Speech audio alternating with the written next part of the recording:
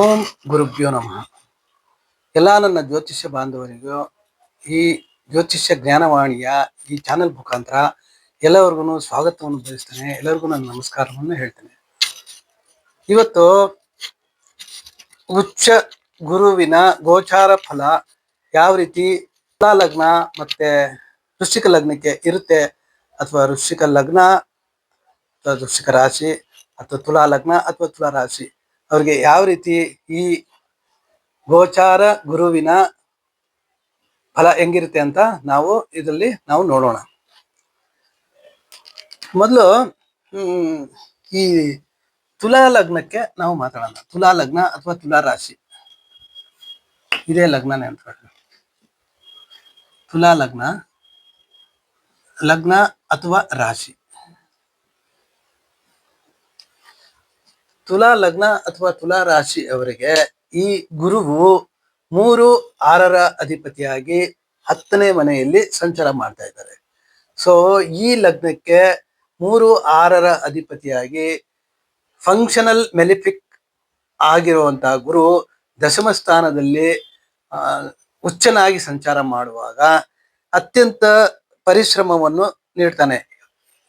ಉದ್ಯೋಗದಲ್ಲೇ ಆಗ್ಲಿ ಅಥವಾ ಯಾವುದೇ ಒಂದು ಕೆಲಸದಲ್ಲೇ ಆಗ್ಲಿ ಅಥವಾ ವಿದ್ಯಾರ್ಥಿಗಳಾಗ್ಲಿ ಓದೋದ್ರಲ್ಲೇ ಆಗ್ಲಿ ವ್ಯಾಸಂಗ ಮಾಡೋದ್ರಲ್ಲೇ ಆಗ್ಲಿ ಎಲ್ಲಾದ್ರೂ ಅವರು ಅತ್ಯಂತ ಪರಿಶ್ರಮವಿಲ್ಲದೆ ಯಾವುದೇ ಕೆಲಸನೂ ಆಗಲ್ಲ.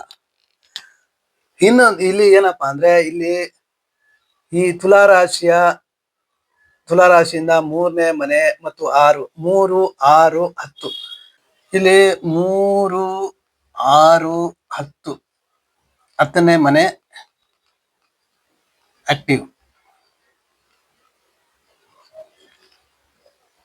ಅಂದ್ರೆ 3, 6, 6ರ ಅಧಿಪತಿ 10ರಲ್ಲಿ ಕೂತ್ಕೊಂಡಿದ್ದಾನೆ. ಅವನು ಆ ಗುರು ನೋಡುವಂತ ದೃಷ್ಟಿಗಳು ಯಾವ್ದು ಇರುತ್ತೆ ಅಂದ್ರೆ 2ನೇ ಮನೆ, 2, 6,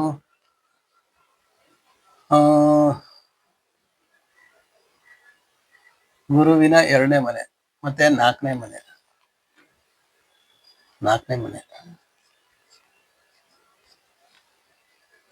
ಮತ್ತೆ 6ನೇ ಮನೆ. ಇಲ್ಲಿ ಇದು ಈ ಮನೆಯನ್ನ ದೃಷ್ಟಿಸುವುದು.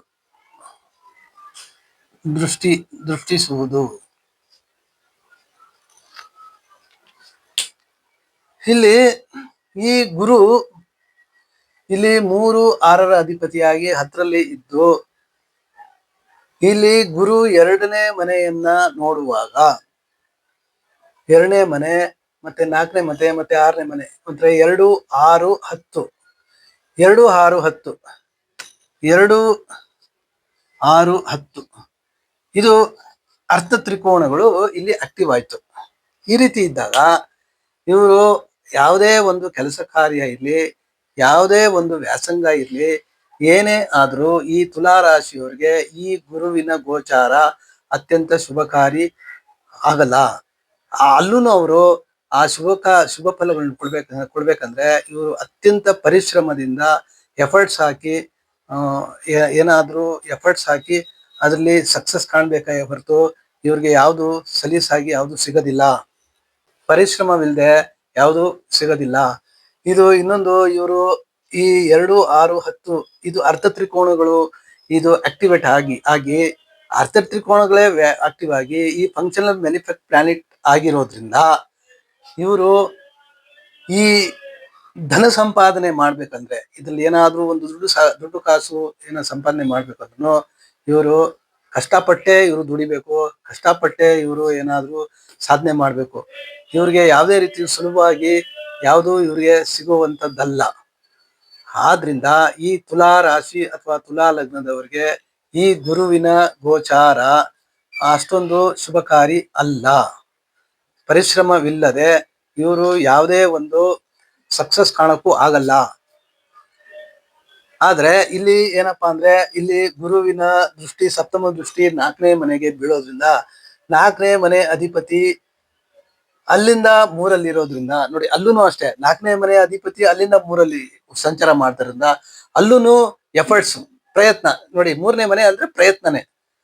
ಈ ಪ್ರಯತ್ನವಿಲ್ಲದೆ ಇವ್ರಿಗೆ ಯಾವುದೇ ಸುಖ ಶಾಂತಿ ನೆಮ್ಮದಿನೂ ಸಿಗೋದಿಲ್ಲ. ಯಾಕಂದ್ರೆ 4ನೇ ಮನೆ ಅಧಿಪತಿ 5ರಲ್ಲಿ ಇದ್ದು ಅಥವಾ 7ರಲ್ಲಿ 10ರಲ್ಲಿ ಇದ್ದಿದ್ರೆ ಓಕೆ ಆಗ್ತಾ ಇತ್ತು. 4ನೇ ಮನೆ ಅಧಿಪತಿ 1, 2, 3 4ನೇ ಮನೆ ಅಧಿಪತಿ ಶನಿ ಅಲ್ಲಿಂದ 3ನೇ ಮನೆಯಲ್ಲಿದ್ದಾನೆ. ಅದು ಪ್ರಯತ್ನ ಸ್ಥಾನ ಆಗುತ್ತೆ. ಅಲ್ಲೂ ಅವ್ರಿಗೆ ಅಂತದ್ ಯಾವುದು ಶುಭ ಫಲಗಳನ್ನ ಸಿಗುವಂತದ್ದಲ್ಲ. ಇದು ಒಟ್ಟಲ್ಲಿ ತುಲಾ ರಾಶಿ ಅಥವಾ ತುಲಾ ಲಗ್ನದವರಿಗೆ ಗುರುವಿನ ಗೋಚಾರ ಫಲ ಅಷ್ಟೊಂದು ಶುಭಕಾರಿ ಅಲ್ಲ. ಆದರೂ ಸಹ ಇವರು ಕಷ್ಟಪಟ್ರೆ ಈ ಉಚ್ಚ ಗುರುವಿನ ದೃಷ್ಟಿ ಇವ್ರಿಗೆ ದಶಮ ಸ್ಥಾನದಲ್ಲಿ ಗುರು ಇರೋದ್ರಿಂದ ಇವ್ರಿಗೆ ಫಲ ಸಿಗುವಂತ ಯೋಗ ಇರುತ್ತೆ. ಆದ್ರೆ ಕಷ್ಟಪಟ್ರೆ ಮಾತ್ರನೇ, ಕಷ್ಟ ಪಡದೆ ಇದ್ರೆ ಯಾವುದು ಸಿಗೋದಿಲ್ಲ.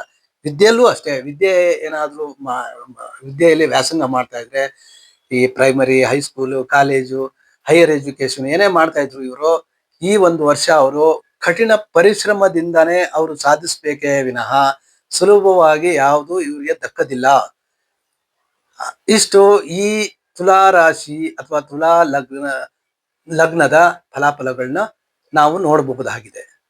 ಇನ್ನ ನೆಕ್ಸ್ಟ್ ವೃಶ್ಚಿಕ ರಾಶಿ. ಈ ವೃಶ್ಚಿಕ ರಾಶಿ ಅಥವಾ ವೃಶ್ಚಿಕ ಲಗ್ನ ರಾಶಿ, ಇದು ಲಗ್ನ, ಇದಂದ್ರೆ ಲಗ್ನವೇ. ಈ ವೃಶ್ಚಿಕ ರಾಶಿ ಮತ್ತೆ ವೃಶ್ಚಿಕ ಲಗ್ನಕ್ಕೆ ಈ ಗೋಚಾರ ಫಲವು ಅತ್ಯಂತ ಶುಭ ಫಲದಾಯಕ ಆಗಿರುತ್ತೆ.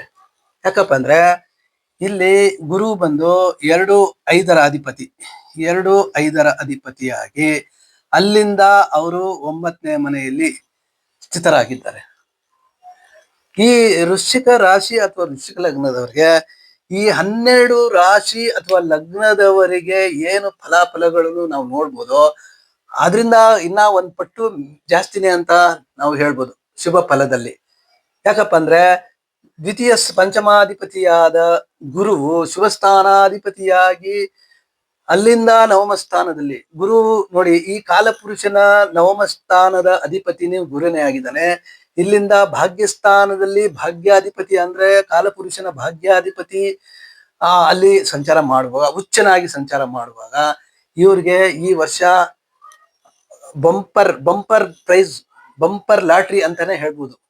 ಇವ್ರಿಗೆ ವೃಶ್ಚಿಕ ರಾಶಿಯವರಿಗೆ ಮಾತ್ರ, ಈ ರಾಶಿ ಅಥವಾ ಲಗ್ನದವರಿಗೆ ಈ ವರ್ಷ ಈ ಗುರುವಿನ ಗೋಚಾರ ಅತ್ಯಂತ ಪರಿಣಾಮಕಾರಿಯಾಗಿ ಇವರು ಏನ್ ಅನ್ಕೊಳ್ತಾರೋ, ಇವ್ರು ಮುಟ್ಟಿದೆಲ್ಲ ಚಿನ್ನ, ಇವ್ರು ಏನು ಮಾಡಿದ್ರು ಅದರಲ್ಲಿ ಇವರು ಸಕ್ಸಸ್ ಆಗ್ತಾರೆ.